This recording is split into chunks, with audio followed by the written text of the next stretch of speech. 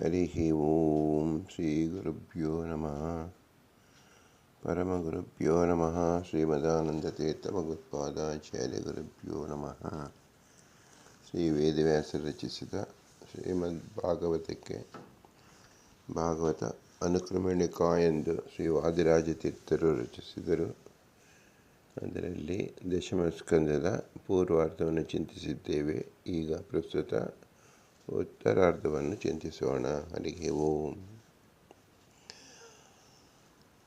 ಅಸ್ತಿ ಪ್ರಾಸ್ತಿಚ್ಯುಕ್ತವಾಕ್ಯೇನ ಪ್ರತಿಜ್ಞಾಮಾಗಧಸ್ಯ ಚ ಜರಾಸಂಧಸಮಾನೇತ ಸೈನ್ಯಸ್ಯ ಬಹುಶೋ ವದಃ ಗೋಮಂತಾರೋಹಣಂ ಪ್ರೋಕ್ತಂ ಶುಗಾಲಸ್ಯ ವಧ ಸ್ಮೃತಃ ವೈನತೇಯಸ್ತುತಿ ಪ್ರೋಕ್ತ ಕಿರೀಟಾಗಮನಂ ತಥಾ.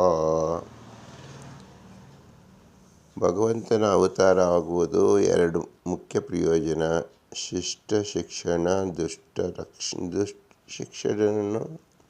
ದುಷ್ಟರನ್ನು ಶಿಕ್ಷಿಸಬೇಕು, ಶಿಷ್ಟರನ್ನು ರಕ್ಷಿಸಬೇಕು. ಇದನ್ನು ದುಷ್ಟ ಶಿಕ್ಷಣ, ಶಿಷ್ಟ ರಕ್ಷಣಾ ಅಂತ ಕರೀತಾಯಿವಿ. ಅದನ್ನು ಇಲ್ಲಿ ನಾವು ದಶಮಸ್ಕಂದದಲ್ಲಿ ಭಗವಂತ ಏನು ಮಾಡಿದ ಅಂಬತಕ್ಕಂಥದ್ದನ್ನು ಸುಂದರವಾಗಿ ವಿವರಿಸಿದ್ದಾರೆ ವೇದವ್ಯಾಸ ದೇವರು. ಅಸ್ಥಿ ಪ್ರಾಸ್ಯರ ಮಾತು ಕೇಳಿ ಜರಾಸಂಧನ ಪ್ರತಿಜ್ಞೆ ಮಾಡಿದ್ದು. ಜರಾಸಂಧ ಆಗಿನ ಕಾಲದಲ್ಲಿ ಅತಿ ಭಯಂಕರವಾದ ಬಲಾಢ್ಯನಾದ ಅಸುರ. ಅವನು ಅಸ್ಥಿ ಮತ್ತು ಪ್ರಾಸ್ಯ ಎಂಬತಕ್ಕಂಥ ಇಬ್ಬರು ಮಾತೆಯರಿಂದ ಜನಿಸಿದವ. ಅವನು ಹುಟ್ಟೆ ವಿಚಿತ್ರ. ಈ ಹುಟ್ಟಿನ ಮರ್ಮ ಯಾರು ತಿಳಿಯೋಕ್ಕೆ ಸಾಧ್ಯವಿಲ್ವೋ ಅವರಿಂದ ಇವನು ಸೋಲುತ್ತಾನೂ ಇರಲಿಲ್ಲ, ಸಾಯಿತಾನೂ ಇರಲಿಲ್ಲ. ಆದರೆ ಭಗವಂತನಿಗೆ ವಾಯುದೇವರಿಗೆ ಎಲ್ಲರ ಗುಟ್ಟು ತಿಳಿದಿದೆ ಎಂಬುದೇ ಮುಖ್ಯ. ನಾವು ನಮಗೆ ತಿಳಿದಿಲ್ಲ, ಅವ್ರಿಗೆ ತಿಳಿದ, ಇವರು ತಿಳಿದಿಲ್ಲ ಅಂದರೆ ಯಾರಿಗೆ ತಿಳಿದಿರುತ್ತೆ ಅಂದರೆ ವಾಯುದೇವರಿಗೆ ಮತ್ತು ಭಗವಂತನಿಗೆ ತಿಳಿದಿರುತ್ತೆ ಅನ್ನೋದು ಮತ್ತೆ ತಿಳ್ಕೋಬೇಕು. ಅದು ಇಲ್ಲಿ ಭಾಗವತರ ಲಕ್ಷಣ ಏನು? ಸದಾ ಭಗವಂತ ಪ್ರಜ್ಞೆಯಲ್ಲಿರುವುದೇ ಭಾಗವತರ ಲಕ್ಷಣ. ಈ ಭಾಗವತ ಅಂದರೆ ನಮ್ಮ ಈ ಸುಜ್ಞಾನ ಸದಾಕಾಲ ವಾಯುದೇವರು ನೋಡ್ತಾ ಇದ್ದಾರೆ, ಲಕ್ಷ್ಮಿ ನೋಡ್ತಾ ಇದ್ದಾಳೆ, ಭಗವಂತ ನೋಡ್ತಾ ಇದ್ದಾನೆ, ಕೇಳ್ತಾ ಇದ್ದಾನೆ ಅಂತ ನಮಗೆ ಪ್ರಜ್ಞೆ ಇದ್ಬಿಟ್ರೆ ಯಾವ ಭಾಗವತರು ಕೆಟ್ಟ ಕೆಲಸವನ್ನು ಮಾಡುವುದೇ ಇಲ್ಲ. ಭಗವಂತನ ಸ್ಮರಣೆ ಬಿಟ್ಟು ಬೇರೆ ಕೆಲಸವನ್ನೇ ಮಾಡೋಕ್ಕೆ ಹೋಗಲ್ಲ. ಆಗ ಅವರಿಗೆ ಯಾವ ಜನ್ಮವೂ ಕಷ್ಟವೇ ಅನಿಸುವುದಿಲ್ಲ, ಎಲ್ಲವೂ ಸುಖದಾಯಕವಾಗಿರುತ್ತೆ. ಆದ್ದರಿಂದ ನಮಗೆ ಈ ದೃಷ್ಟಿ ಕೊಡು. ಇದು ಭಾಗವ ಅಥವಾ ಯಾವ ರೀತಿಯಲ್ಲಿ ವಾಯುದೇವರು, ಲಕ್ಷ್ಮಿ ಮತ್ತು ಭಗವಂತನ ದೃಷ್ಟಿ ಸದಾ ಇರುವಂತೆ ಮಾಡುವುದೇ ನಮ್ಮ ಭಾಗವತ. ಇಲ್ಲಿ ಶ್ರೀಕೃಷ್ಣ ಏನು ಮಾಡಿದ? ಅವನ ಜರಾಸಂಧನ ಸೇನೆಯನ್ನು ಅನೇಕ ಸಲ ಧ್ವಂಸ ಮಾಡಿದ. ಯಾಕೆ ಮಾಡಿದ ಅಂದರೆ ಅವನನ್ನು ಅನುಸರಿಸಿ ಇರತಕ್ಕಂಥ ಜನರು ಆ ಕಾಲದಲ್ಲಿ ಕೋಟ್ಯಾಂತರ ಅಕ್ಷೋಹಿಣಿ ಸೈನ್ಯರಿದ್ದರು. ಅವ್ರು ವಿಶ್ವದಲ್ಲಿ ಬೇರೆ ಬೇರೆ ಕಡೆ ಎಲ್ಲ ಮನೆ ಮಾಡಿಕೊಂಡಿದ್ರು. ಇವನ ಮೂಲಕವಾಗಿ ಎಲ್ಲರನ್ನೂ ಒಂದೇ ಕಡೆ ಸೇರಿಸಿ ಒಂದು ಜಾಗದಲ್ಲಿ ಕೃಷ್ಣ ಏನು ಮಾಡ್ತಾ ಇದ್ದ? ಎಲ್ಲರನ್ನು ಧ್ವಂಸ ಮಾಡಿದ. ಆದ್ದರಿಂದ ಪದೇ ಪದೇ ಜರಾಸಂಧನ ಮಾತ್ರ ಸಾಯಿಸಲೇ ಅವನು ಸೋಲಿಸಿಬಿಟ್ಟು ಕಳಿಸ್ತಾ ಇದ್ದ. ಮತ್ತೆ ಮತ್ತೆ ಅವನು ಸೇನವನ್ನು ಕಟ್ಟಿಕೊಂಡು ಬರುವಂತೆ ಪ್ರೇರಣೆ ಮಾಡ್ತಾ ಇದ್ದ. ಈ ರೀತಿಯಲ್ಲಿದ್ದಾಗ ಇವನು 21 ಸಾರಿ ಈ ರೀತಿ ಬಂದಾಗ 22ನೇ ಸಾರಿ ಏನು ಮಾಡಿದ? ಗೋಮಂತ ಪರ್ವತವನ್ನೇ ಏರ್ಬಿಟ್ಟ. ಅಂದರೆ ಯಾವಾಗ ಜರಾಸಂಧ ಬರ್ತಾರೆ ಎಂದು ಗೊತ್ತಾಯಿತು, ಊರೊಳಗಡೆ ಇದ್ದರೆ ಭಾಳ ಬೇರೆಯವರಿಗೆ ತೊಂದರೆ ಆಗುತ್ತೆ, ಇನ್ನು ಊರ ಹೊರಗಡೆ ಬೆಟ್ಟದ ಮೇಲೆ ನಿಂತ್ಕೊಂಡು ಅಲ್ಲಿಂದನೇ ದುಷ್ಟರನ್ನು ಸಂಹಾರ ಮಾಡೋಣ ಅಂಥೇಳಿ ಗೋಮಂತ ಪರ್ವತವನ್ನು ಹತ್ತಿದ. ಆಗ ಸುತ್ತಲೂ ಅವನ ಸೈನಿಕರು ಬಂದರು. ಆಗೇನ ಮಾಡಿದ್ರು? ಆ ಬೆಟ್ಟಕ್ಕೆ ಸುತ್ತಲೂ ಬೆಂಕಿಯನ್ನು ಹಾಕಿಬಿಟ್ರು. ಆ ಬೆಂಕಿಯಿಂದ ಅವರೇ ಸತ್ತರು. ಇವನು ಕೃಷ್ಣ ಬಲರಾಮನಿಗೆ ಏನೋ ನಾವು ವಿಪರೀತವಾದ ತೊಂದರೆ ಕೊಡ್ಬೋದು ಅಂಥೇಳಿ ಅವರು ಅಂದ್ಕೊಂಡಿದ್ರು. ಆದರೆ ಹಿಂದೆ ನಾವು ನೋಡಿದ್ದೀವಿ, ಬೆಂಕಿಯನ್ನೇ ಪಾನ ಮಾಡಿಬಿಟ್ಟಿದ್ದಾನೆ. ಯಾಕೆ ಅಂದರೆ ಭಗವಂತನ ನಾಲಿಗೆಯಲ್ಲಿರ್ತಕ್ಕಂಥದ್ದೇ ಅಗ್ನಿ. ನಾವು ನೀರು ಕುಡಿಯೋದಕ್ಕೆ ಏನಾದರೂ ತೊಂದರೆ ಆಗುತ್ತೇನೋ, ಅನ್ನ ತಿನ್ನೋಕ್ಕೆ ಏನಾದರೂ ತೊಂದರೆ ಆಗುತ್ತೇನೋ, ಹಾಗೆ ಭಗವಂತನಿಗೆ ಏನು ಸ್ವೀಕಾರ ಮಾಡೋಕ್ಕೂ ಏನೂ ತೊಂದರೆಯೇ ಇಲ್ಲ. ನಾವು ಅಂದ್ಕೊಂಡಿದ್ದೀವಿ ಅಷ್ಟೇ. ಇದನ್ನು ನಾವು ಸರಿಯಾಗಿ ತಿಳ್ಕೊಳ್ಳೋಕ್ಕೋಸ್ಕರವಾಗಿ ಈ ಉತ್ತರಾರ್ಧದಲ್ಲಿ ಈ ಜರಾಸಂಧನ ಈ ಈ ಭಗವಂತಿಯ ಕಲ್ಪಿಸಿಕೊಟ್ಟಿದ್ದಾರೆ. ಇನ್ನೊಬ್ಬ ಶೃಗಾಲ ವಾಸುದೇವ ಅವನು ಏನು ಮಾಡಿದ, ನಾನೇ ಭಗವಂತ, ನಾನು ಸಹ ವಸುದೇವನ ಮಗನೇ, ಆದ್ದರಿಂದ ನಾನೇ ನಿಜವಾದ ವಾಸುದೇವ ಅಂಥೇಳಿ ಮೈಯಲ್ಲಿ ಅವನೇ ಸುಟ್ಕೊಂಡು ಬಂದ. ಏಕೆಂದರೆ ಯಾರು ನಿಜವಾಗಿರ್ತಾರೋ ಅವರಿಗೆ ಯಾವ ವೇದನೆ ಆಗೋದಿಲ್ಲ. ಬೂಟಾಟಿಕೆ ಮಾಡೋರಿಗೆ ಸದಾಕಾಲ ಅವರಿಗೆ ವೇದನೆ ಇರುತ್ತೆ, ಭಯ ಇರುತ್ತೆ. ಅದಕ್ಕೆ ಉದಾಹರಣೆ ಏನಪ್ಪ ಅಂದರೆ ಶೃಗಾಲ ವಾಸುದೇವ. ತಾನೇ ವಾಸುದೇವ ಅಂಥೇಳಿ ಅವರಿಗೂ ಚೆನ್ನಾಗಿ ಗೊತ್ತು ಅಲ್ಲ ಅಂಥೇಳಿ.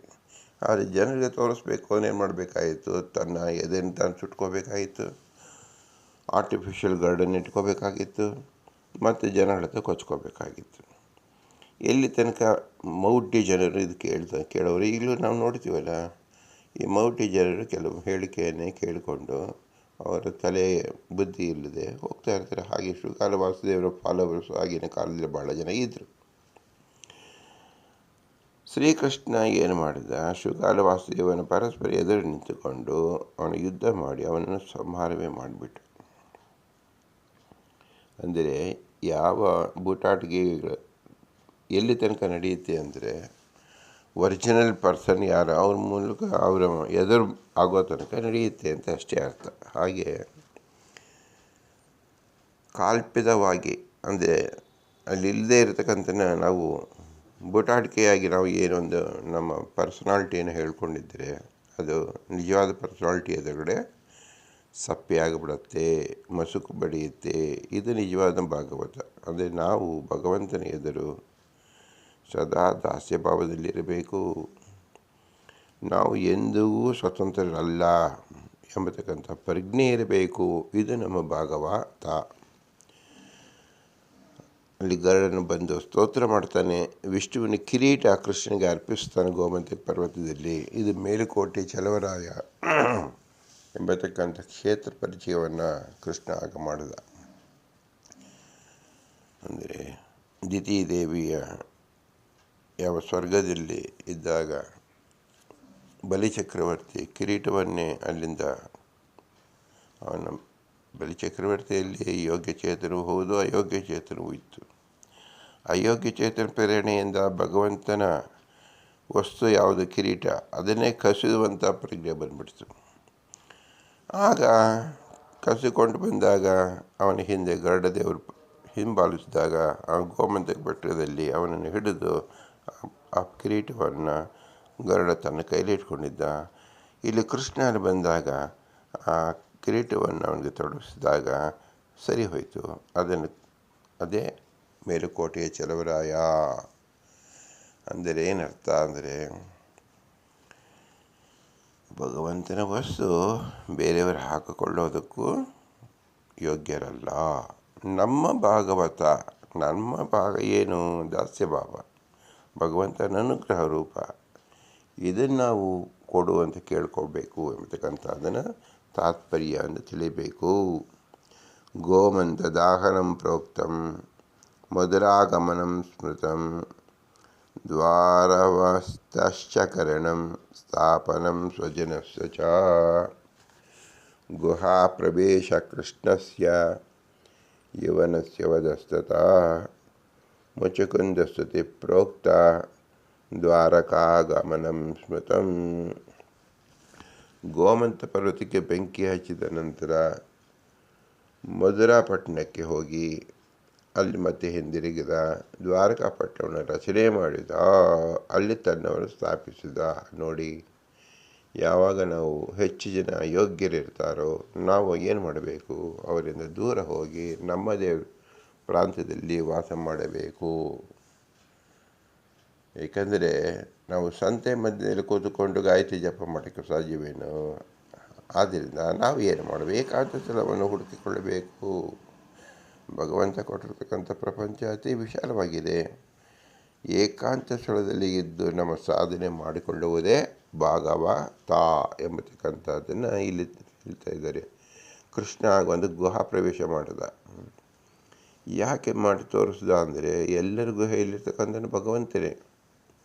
ಅದನ್ನು ಅಲ್ಲಲ್ಲಿ ಅವನು ಸ್ಮರಣೆ ಬರಲಿ ಅಂತ ಹೇಳಿ ತನ್ನ ಅವತಾರದಲ್ಲಿ ಸಹ ತೋರಿಸಿದ್ದಾನೆ. ಆಗ ಕಾಲೇಯವನವನು ಅಟ್ಟಿಸ್ಕೊಂಡು ಬಂದಿದ್ದ. ಆದರೆ ಆ ಗುಹಾದಲ್ಲಿ ಮುಚುಕುಂದ ಮಹಾರಾಜ ಅಂದರೆ ಅವನು ದೇವತೆಗಳ ಸಹಾಯಕನಾಗಿ ಶ್ರಮ ಆಗಿದೆ, ನಿದ್ದೆ ಬೇಕು ಅಂತ ಹೇಳಿ ಮಲಗಿದ್ದಾಗ ಅವನನ್ನು ನಿದ್ದೆ ಕೆಡಿಸಿದ ಕಾಲೇಯವನ ಅವನು ನೋಡಿದ ಕೂಡಲೇ ಸುಟ್ಟು ಬೂದಿಯಾದ. ಅಂದರೆ ಇದು ಕೃಷ್ಣನಿಗೆ ಮಡಕೆ ಸುಖವಾಗಿ ಆಗ್ತಾಯಿತ್ತು. ಆದರೆ ಮುಚುಕುಂದರಾಯನಿಗೂ ಒಂದು ಪಾಠವನ್ನು ಕಲಿಸಬೇಕು. ಏಕೆಂದರೆ ನಾವು ಈ ಲೋಕದಲ್ಲಿ ಬಂದಿರೋದು ಮಲ್ಕೊಂಡು ನಿದ್ದೆ ಮಾಡೋಕ್ಕಲ್ಲ, ಭಗವಂತನನ್ನು ನೆನೆಯೋದಕ್ಕೆ. ಆದ್ದರಿಂದ ಅವನ ಪಾಪ ಏನು ಮಾಡಿದ, ದೇವತಾ ಕಾರ್ಯ ಮಾಡಿ ಹೆಚ್ಚು ಕಾಲ ನಿದ್ದೆ ಬೇಕು ಅಂತ ಕೇಳ್ಕೊಂಡಿದ್ದು ಅತಿ ಹೆಚ್ಚಾದ ಒಂದು ಶ್ರಮದಿಂದ. ಆ ಶ್ರಮ ಈ ಲೋಕದಲ್ಲೇ ನಾವು ನಿದ್ದೆ ಮಾಡಿಬಿಟ್ರೆ ಏನಾಗತ್ತೆ, ನಾವು ಬುತ್ತಿಯನ್ನು ಕಟ್ಕೋಬೇಕು. ಬುತ್ತಿಯನ್ನು ತಿಂದುಬಿಟ್ಟು ಮಲ್ಕೊಂಡ್ಬಿಡ್ತು ಅಂದರೆ ಏನಾಗುತ್ತೆ, ನಾಳಿನ ಬುತ್ತಿ ಯಾವುದು, ಮೋಕ್ಷಕ್ಕೆ ಬುತ್ತಿ ಯಾವುದು, ಜ್ಞಾನ. ಆದ್ದರಿಂದ ಇಲ್ಲಿ ಮಲಗಬಾರದು ಎಂಬತಕ್ಕಂಥದ್ದನ್ನು ಕೃಷ್ಣ ಪರಮಾತ್ಮ ಮುಚ್ಚುಕುಂದ ಕಥೆಯಿಂದ ತಿಳಿಸಿದ್ದಾರೆ. ಆದ್ದರಿಂದ ಇದು ನಮಗೆಲ್ಲ ಪಾಠ. ಗುಹೆಯಲ್ಲಿ ಅಂದರೆ ನಮ್ಮ ಮನೆಗಳಲ್ಲಿ ನಾವು ಸೂರ್ಯೋದಯ ಗ್ರಂಥದಲ್ಲೂ ಯಾರು ಮಲಗ್ತಾರೋ ಅವ್ರಿಗೇನು ಆಗುತ್ತೆ, ಆಗ ನಮ್ಮ ಅಮೂಲ್ಯವಾದ ಸಾಧನೆಯನ್ನು ನಾವು ಕಳ್ಕೊಳ್ತೀವಿ. ಭಗವಂತನ ಆರಾಧನೆ ಮಾಡಬೇಕು, ಭಗವಂತನ ಪ್ರಾರ್ಥನೆ ಮಾಡಬೇಕು, ಭಗವಂತನ ಧ್ಯಾನಿಸಬೇಕು. ಅದು ಬಿಟ್ಟು ನಾವು ಮಲ್ಕೊಂಡಿದ್ದರೆ ಯಾವ ರೀತಿ ಆಗುತ್ತೆ. ಇದು ನಿಜವಾದ ಭಾಗವತ ಎಂಬುದನ್ನು ತಿಳಿಯಬೇಕು. ಯಾರು ಹೀಗೆ ತಿಳಿತಾರೋ ಅವರಿಗೆ ಮುಂದೆ ಏನಾಗುತ್ತೆ ಅನ್ನೋದನ್ನು ಹೇಳ್ತಾರೆ ನೋಡಿ ಶ್ರೀ ವಾದಿರಾಜ ತೀರ್ಥರು. ರುಕ್ಮಿಣಿ ಹರಣಂ ರುಗ್ಮಿಹಿ ಮಾನಭಂಗ ಪ್ರಕೀರ್ತಿತಃ ಜಾಂಬವತ್ಯ ವಿವಾಹಸ್ಯ ಸತ್ರಾಯಿತ ತಥೈವ ಚ ಭದ್ರಾ ನೀಲಮಿತ್ರವಿಂಧ್ಯ ಲಕ್ಷಣಾನಂ ಸಮಸ್ತಶಃ ನರಕಸ್ಯ ಚ ಸಂಹಾರಃ ಕನ್ಯಾನಾಂ ದರ್ಶನಂ ಸ್ಮೃತಂ ಸ್ವರ್ಗಸ್ಯ ದರ್ಶನಂ ಪ್ರೋಕ್ತ ದೇವಾನಾಂ ಚ ಪರಾಜಯಃ ಪಾರಿಜಾತಸ್ಯ ಹರಣಂ ದ್ವಾರಕಾಗಮನಂ ಸ್ಮೃತಂ. ಭಗವಂತ ದುಷ್ಟ ಶಿಕ್ಷಣ ಮಾಡಿದ ಕೂಡಲೇ ಶಿಷ್ಟ ರಕ್ಷಣೆ ಮಾಡಬೇಕು. ಲಕ್ಷ್ಮೀದೇವಿಯು ಕೃಷ್ಣನ ಅಣತಿಯಂತೆ ಕೃಷ್ಣ ಹೇಗೆ ತನ್ನ ಅಪ್ರಾಕೃತವಾಗಿ ಲೀಲಾ ತೋರಿಸ್ತಾನೋ ಹಾಗೆ ಲಕ್ಷ್ಮೀದೇವಿಯು ಸಹ ತೋರಿಸ್ತಾ ಇದ್ದಾಳೆ. ಆದರೆ ಯಾರೂ ಸಹ ಭಗವಂತನಂತೆ ಲಕ್ಷ್ಮಿಯನ್ನು ತಿಳ್ಕೊಳ್ಳೋಕ್ಕೆ ಪ್ರಯತ್ನವನ್ನೇ ಮಾಡುವುದಿಲ್ಲ. ಭಗವಂತನಂತೆ ಸಮವಾಗಿ ಲಕ್ಷ್ಮೀದೇವಿಯು ಎಲ್ಲ ಅವತಾರಗಳಲ್ಲಿ ಕೇವಲ ನಾಟಕವನ್ನೇ ಮಾಡಿರುತ್ತಾರೆ. ಅಂದರೆ ಅವರ ಸ್ವರೂಪಭೂತವಾದ ಗುಣವನ್ನು ಅವರು ಹೆಚ್ಚು ವ್ಯಕ್ತಪಡಿಸುವುದೇ ಇಲ್ಲ. ಆದ್ದರಿಂದ ಸಾಧಾರಣ ಸ್ತ್ರೀಯಂತೆ ಜನರು ತಿಳ್ಕೊಳ್ಳುತ್ತಾರೆ. ಭಗವಂತನೇ ಅತಿ ಅವ್ಯಕ್ತ ಮತ್ತು ಅವನು ತಿಳ್ಕೋ ಸಾಧ್ಯವಿಲ್ಲ. ಲಕ್ಷ್ಮೀದೇವಿ ಅಂತೂ ವಿಶೇಷವಾಗಿ ಚಂಚಲ ವೃತ್ತಿಯಾಗಿ ನಮ್ಮ ಲೋಕದಲ್ಲಿ ಕಾಣಿಸ್ಕೊಳ್ತಾಳೆ. ಆದ್ದರಿಂದ ಭಗವಂತನಲ್ಲಿ ಭಕ್ತಿ ಮಾಡುವುದಕ್ಕಿಂತ ಅತಿ ಹೆಚ್ಚು ಕಷ್ಟ ಲಕ್ಷ್ಮಿಯಲ್ಲಿ ಭಕ್ತಿ ಮಾಡುವುದು. ಏಕೆಂದರೆ ಲಕ್ಷ್ಮಿಯ ಚಾಂಚಲ್ಯತೆಯೇ ಹೆಚ್ಚು ಲೋಕ ತೋರಿಸ್ತಾಳೆ. ಅದಕ್ಕೆ ನಿದರ್ಶನ ರುಕ್ಮಿಣಿ ಕಲ್ಯಾಣ. ರುಕ್ಮಿಣಿಗೆ ಗೊತ್ತು ಕೃಷ್ಣನೇ ಬರ್ತಾನೆ ಅಂತ, ಆದರೂ ಸಹ ಒಂದು ಪತ್ರ ಮೂಲಕ ಕಲಿಸಿದ್ದು, ತನ್ನ ಅಣ್ಣ ತಮ್ಮಂದರಿಗೆ ಅವಮಾನ ಮಾಡಿಸಿದ್ದು.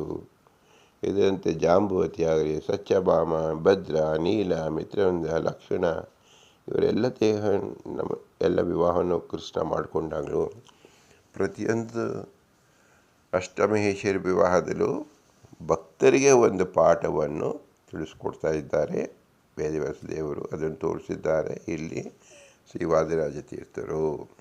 ಇದು ನಮಗೆ ನಿಜವಾದ ಭಾಗವತ. ಲಕ್ಷ್ಮೀನಾರಾಯಣ ಸಮ್ಮಿಲನ ಸದಾಕಾಲ ಇದ್ದೇ ಇರುತ್ತೆ.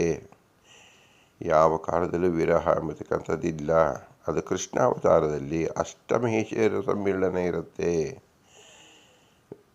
ಕೃಷ್ಣಾವತಾರ ಬಿಟ್ಟು ಬೇರೆ ಕಡೆಯಲ್ಲಿ ಲಕ್ಷ್ಮೀದೇವಿಯ ಸನ್ನಿಧಾನವಿರುತ್ತೆ. ಲಕ್ಷ್ಮೀದೇವಿಗೆ ಪಾತ್ರ ಅಂದರೆ ಅವರ ವಿಶೇಷ ಅನುಗ್ರಹಕ್ಕೆ ಪಾತ್ರರಾಗಿರ್ತಕ್ಕಂಥ ಅಷ್ಟಮಹಿಷಿಯರು ಕೃಷ್ಣಾವತಾರದಲ್ಲಿ ಮಾತ್ರ ಇರ್ತಾರೆ ಅನ್ನೋದನ್ನು ವಿಶೇಷಾಕಾರವಾಗಿ ಇಲ್ಲಿ ತಿಳಿಸ್ಕೊಟ್ಟಿದ್ದಾರೆ. ಇದು ನಮ್ಮ ನಿಜವಾದ ಭಾಗವತ. ಆದ್ದರಿಂದ ಕೃಷ್ಣನ ಆರಾಧನೆ ಮಾಡುವಾಗ ಅಷ್ಟಮಹಿಷಿಯರನ್ನು ಸಹಿತವಾಗಿ ನಾವು ಆರಾಧನೆ ಮಾಡಬೇಕು. ಅದರಿಂದಲೇ ಶ್ರೀಮಧ್ವಾಚಾರ್ಯರು ಕೃಷ್ಣನ ಆರಾಧನೆಗೆ ಅಷ್ಟಯತಿಗಳನ್ನು ನೇಮಿಸಿದ್ದಾರೆ. ಇದು ವಿಶೇಷ ಸಂಗತಿ. ಇದು ನಿಜವಾದ ಭಾಗವತ. ನಾವು ಇದನ್ನು ಅನುಸಂಧಾನ ಮಾಡಿಕೊಳ್ಳಬೇಕು. ಮುಂದೆ ನರಕಾಸುರ ಸಂಹಾರ ಮಾಡ್ತಾನೆ. ಅವನು ಭೂದೇವಿಯ ಮಗನಾಗಿದ್ದರೂ ಸಹ ಸತ್ಯಭಾಮೆ ಕೈಯಿಂದಲೇ ತನ್ನ ಮಗನನ್ನೂ ಸಹ ತಪ್ಪು ಮಾಡಿದರೆ ಅವರಿಗೆ ಶಿಕ್ಷೆ ಆಗಲೇಬೇಕು ಎಂಬ ನಿಯಮವನ್ನು ನಿರ್ದಾಕ್ಷಿಣ್ಯವಾಗಿ ಮಾಡಿಸಿದ ಭಗವಂತ. ಇದು ನಮ್ಮ ನಿಜವಾದ ಭಾಗವತ. ನಮ್ಮ ಮಕ್ಕಳು ಮಾಡತಕ್ಕಂಥ ತಪ್ಪನ್ನು ಮುಚ್ಚಿಕೊಳ್ಳುವುದು ತರವಲ್ಲ. ಇದನ್ನು ಸತ್ಯಭಾಮೆ ಲೋಕಕ್ಕೆ ತಿಳಿಸಿಕೊಟ್ಟಿದ್ದಾಳೆ. ಅದು ಪ್ರತಿ ವರ್ಷವೂ ನಾವು ಹಬ್ಬದಂತೆ ಪಟಾಕಿಯನ್ನು ಹೊಡೆದು ನಾವು ಆಚರಿಸ್ತೇವೆ. ಏಕೆ?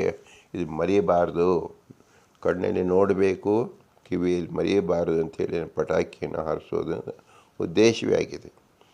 ಹಾಗೆ ನಮ್ಮ ಮಕ್ಕಳ ಅಡ್ಡದಾರಿ ಹಿಡಿದಾಗ ನಾವು ಅವರ ವಿರುದ್ಧವೇ ನಿಂತು ಸರಿಪಡಿಸಿಕೊಳ್ಳಬೇಕು ಎಂಬುದು ನಿಜವಾದ ಭಾಗವತ. ಸ್ವರ್ಗಕ್ಕೆ ಹೋದಾಗ ದೇವತೆಗಳ ಪರಾಜಯ ಪಾರಿಜಾತವನ್ನು ಅಪಹರಿಸಿ ದ್ವಾರಕೆಗೆ ಹಿಂತಿರುಗಿದ್ದು ಭಗವಂತನಿಗೆ ಎಲ್ಲೂ ಯಾವುದೂ ಅಡೆತಡೆಗಳಿಲ್ಲ. ಅದನ್ನು ತೋರಿಸೋಕ್ಕೋಸ್ಕರವಾಗಿ ಭೂಲೋಕದಲ್ಲಿದ್ದರೂ ವೈಕುಂಠದಂತೆ ಮಾಡಿದ್ದ. ಆದ್ದರಿಂದಲೇ ಅವನು ವಾಸಿಸಿದ್ದ ದ್ವಾರಕಾಪಟ್ಟಣ ಮುಂದೆ ಸಾಧಾರಣ ಮನುಷ್ಯರಿಗೆ ವಾಸ ಮಾಡಲು ಯೋಗ್ಯ ಅಲ್ಲ ಅಂಥೇಳಿ ಸಮುದ್ರದ ಒಳಗಡೆ ಇವನು ಒಂದು ಹೆಜ್ಜೆ ಇಡುತ್ತಾ ಬಂದಷ್ಟೇ 7 ದಿನದ ಒಳಗಡೆ ಅದು ಸಮುದ್ರದ ಪಾಲಾಯಿತು. ಇಂದು ಸಹ ಸುಮಾರು ಕಿಲೋಮೀಟರ್ ಕೆಳಗಡೆ ಸಮುದ್ರದಲ್ಲಿ ದ್ವಾರಕಾಪಟ್ಟಣ ಇದೆ. ಇದು ನಿಜವಾದ ಮಾಹಿತಿ. ಅಂದರೆ ಮಹಾಭಾರತವಾಗಲಿ, ಭಾಗವತ ಆಗಲಿ, ರಾಮಾಯಣವಾಗಲಿ ಎಲ್ಲವೂ ಸತ್ಯವಾದ ಘಟನೆಗಳು. ಆ ಘಟನೆಯನ್ನು ತಿಳಿಸೋಕ್ಕೋಸ್ಕರವಾಗಿ 1-2 ಕುರುಹುಗಳನ್ನು ಭಗವಂತ ಇಲ್ಲಿ ಬಿಟ್ಟಿರುತ್ತಾನೆ. ಅದು ಯಾವ ಕಾಲಕ್ಕೂ ನಿದರ್ಶನವಾಗಿ ನಮಗಿರುತ್ತೆ. ಈ ಮಾಹಿತಿಗಳು ತಿಳಿಯುವುದೇ ನಿಜವಾದ ಭಾಗವತ. ಮುಂದೆ ಷೋಡಶ ಶ್ರೀ ವಿವಾಹಶ್ಚ ಪ್ರದ್ಯುಮ್ನ ಜನನಂ ತಥಾ ಪೌಂಡ್ರಕಸ್ಯ ವಧ ಪ್ರೋಕ್ತ ಕಾಶಿ ಸಂದೀಪನಿಂ ತಥಾ ರುಕ್ಮಿಣೀ ಕೃಷ್ಣಯೋಃ ಪ್ರೇಮಕಲಹ ಸಂಪ್ರಕೀರ್ತಿತಃ. ಮುಂದೆ 16,000 ಜನರೊಂದಿಗೆ ಲಗ್ನ ಮಾಡಿಕೊಂಡ ಪ್ರದ್ಯುಮ್ನನ ಉತ್ಪತ್ತಿ, ಪೌಂಡ್ರಕ ವಾಸುದೇವ ಸಂಹಾರ, ಹಾಗೆಯೇ ಕಾಶಿ ಪಟ್ಟಣವನ್ನು ಸುಟ್ಟಿದ್ದು, ರುಕ್ಮಿಣಿ ಮತ್ತು ಕೃಷ್ಣನ ಪ್ರೇಮಕಲಹ ಇದೆಲ್ಲವೂ ಇಲ್ಲಿ ವರ್ಣಿತವಾಗಿದೆ. ಇಲ್ಲಿ ವಿಶೇಷವಾಗಿ ಕಾಶಿ ಪಟ್ಟಣವನ್ನು ಸುಟ್ಟಿದ್ದು ಅಂತ ಒಂದು ವಿಷಯ ಅಂತ ಹೇಳಿದ್ದಾರೆ. ಕಾಶಿ ಪಟ್ಟಣವನ್ನು ಸುಟ್ಟಿದ್ದು ಸಾಧಾರಣವಾಗಿ ಜನಗಳಿಗೆ ತಿಳಿದಿರಲ್ಲ. ಇಲ್ಲಿ ವಾದಿರಾಜ ತೀರ್ಥರು ವಿಶೇಷವಾಗಿ ಅದನ್ನು ಗಮನ ಹರಿಸಿದ್ದಾರೆ. ಕಾಶಿ ಪಟ್ಟಣದ ಇರತಕ್ಕಂಥದ್ದು ಅದು ವೈಷ್ಣವ ಕ್ಷೇತ್ರ. ಭಗವಂತನ ಆರಾಧನೆ, ಬಿಂದು ಮಾಧವನ ಆರಾಧನೆ ಮಾಡತಕ್ಕಂಥ ಮಹಾರುದ್ರ ದೇವರು ಅಲ್ಲಿ ನೆಲೆಸಿದ್ದಾರೆ. ಆದರೆ ಅಸುರ ಜನರು ಅಥವಾ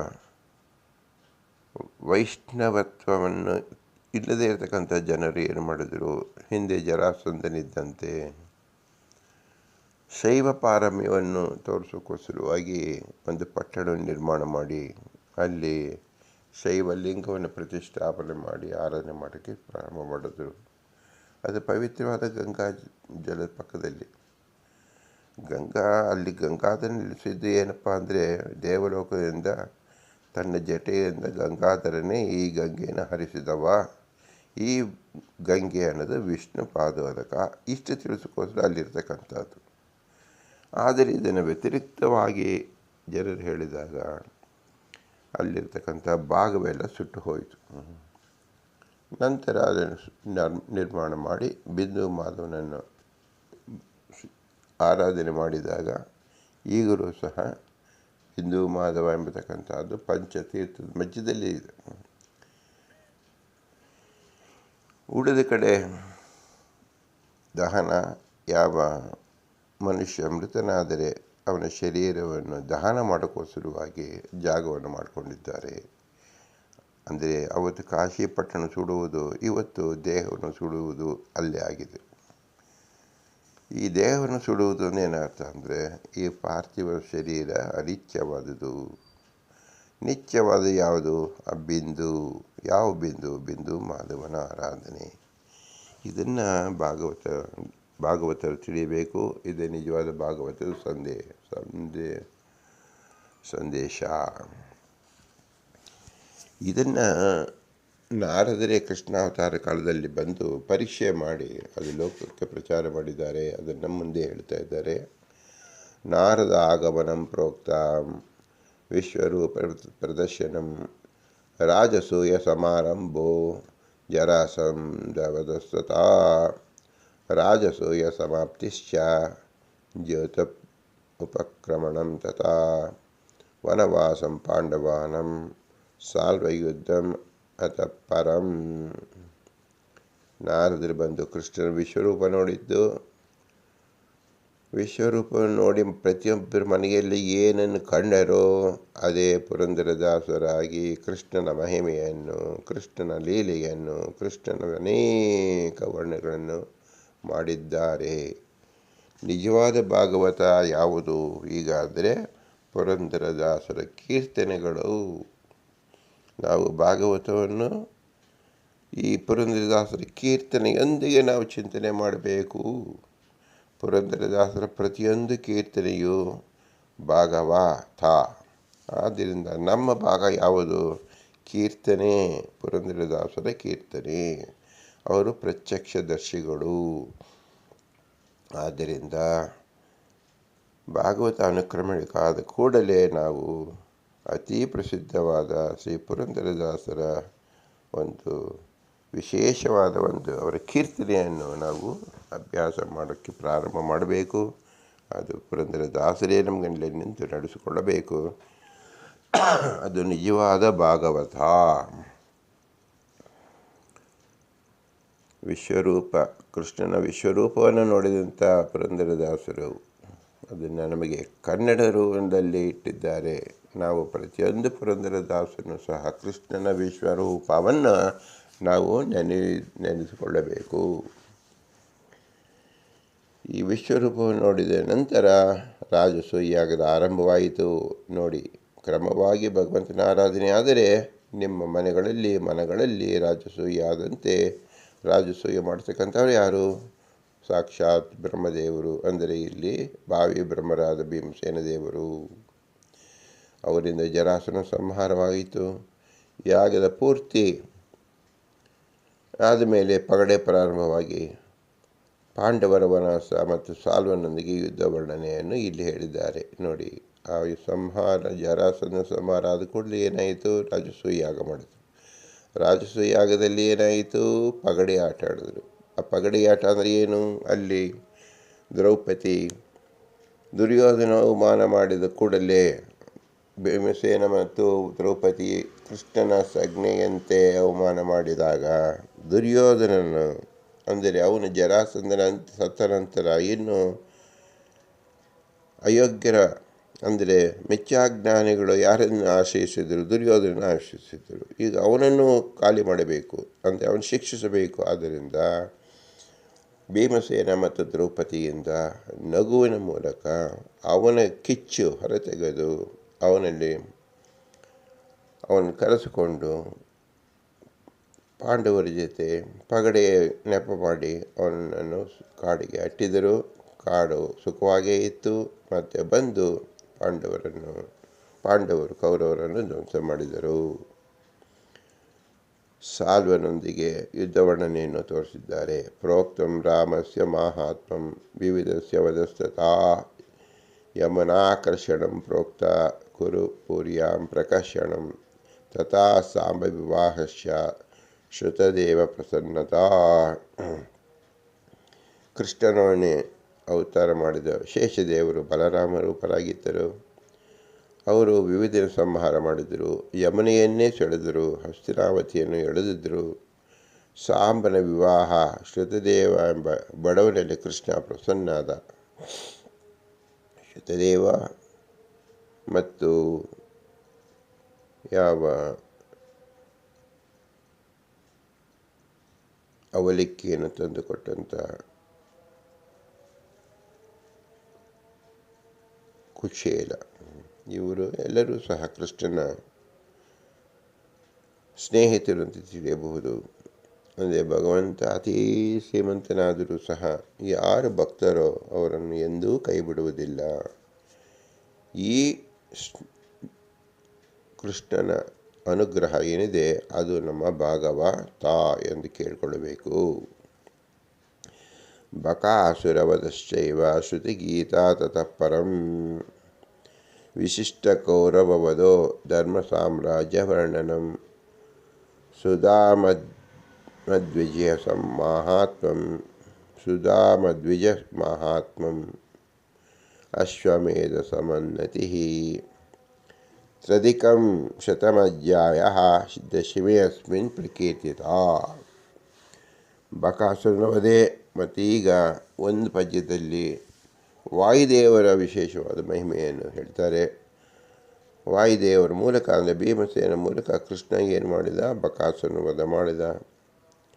ನಂತರ ಶ್ರುತಿಗೀತೆಯನ್ನು ಹೇಳಿಸಿಕೊಂಡ, ಕೌರವ ಸಂಹಾರ ಮಾಡಿದ, ಧರ್ಮರಾಜನ ರಾಜ್ಯ ವರ್ಣನೆ ಮಾಡಿಸಿದ, ಸುಧಾಮ ಬ್ರಾಹ್ಮಣನ ಮಹಿಮೆಯನ್ನು ತೋರಿಸಿದ, ಅಶ್ವಮೇಧದ ಶ್ರೇಷ್ಠತೆಯನ್ನು ತೋರಿಸಿದ, ತನ್ನ ಲೋಕದಿಂದ ಬ್ರಾಹ್ಮಣನ ಮಕ್ಕಳನ್ನು ತಂದು ಔಮೃತ ಸ್ನಾನ ಮಾಡಿಸಿದ, ದಂತವಕ್ರ ಸಂಹಾರ ಮಾಡಿದ, 16,000 ಸ್ತ್ರೀಯರನ್ನು ವಿವಾಹ ಮಾಡಿಕೊಂಡು ಅವರ ಮಕ್ಕಳ ವಿಚಾರ ಅಂದರೆ 1,00,000 ಜನರು ಹರಿವಂಶವೇ ಅಂದರೆ ಭಗವಂತನ ಸಂತಾನ ಎಷ್ಟಿತ್ತು, ಲಕ್ಷಾಂತರ ಮಂದಿ ಇದ್ದರು. ಈ ರೀತಿಯಲ್ಲಿ ಕೃಷ್ಣ ಒಬ್ಬನಾಗಿ ಬಂದು ಅವನು ವೈಕುಂಠಕ್ಕೆ ಹೊರಡುವಾಗ ಕೋಟ್ಯಾಂತರ ಜನರಾಗಿ ವಿರಮಿಸಿದ. ಕೋಟ್ಯಾಂತರ ಜೀವರನ್ನು, ದೇವತೆಗಳನ್ನು, ಇಲ್ಲಿನ ಮಾನುಷೋತ್ತಮರನ್ನು, ಗಂಧರ್ವರನ್ನು, ಅಪ್ಸರ ಸ್ತ್ರೀಯರನ್ನು ಜೊತೆಯಲ್ಲಿ ಕರೆಕೊಂಡು ಅವರ ಸಾಧನನ್ನು ಮುಗಿಸಿಕೊಂಡು ಅಂತರ್ಧಾನನಾದ ಎಂಬುದೇ ದಶಮಸ್ಕಂದದ ಭಾಗವತ. ಭಗವಂತ ಎಂದೂ ಅಂತರ್ಧಾನನಾಗುವುದಿಲ್ಲ.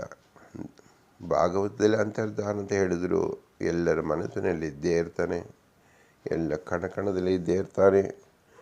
ಅವನು ಹಚ್ಚಿಕೊಂಡ ದ್ವಾರಕ, ಅವನು ನಡೆದಾಡಿದ ಗೋಪಿ ಚಂದನ, ಅವನು ಹೇಳಿಕೊಟ್ಟ ಕೃಷ್ಣ ಮಂತ್ರ ಮತ್ತು ಸಕಲ ಶಾಸ್ತ್ರದಲ್ಲಿ, ವಾಗ್ಮೇಯ ವೇದಾಂತ ಶಾಸ್ತ್ರದಲ್ಲಿ, ಭಗವದ್ಗೀತೆಯಲ್ಲಿ, ಮಹಾಭಾರತದಲ್ಲಿ, ಭಾಗವತದಲ್ಲಿ ಚಿನ್ಮಯ ಮೂರ್ತಿಯಾಗಿ ನೆಲೆಸಿದ್ದಾನೆ.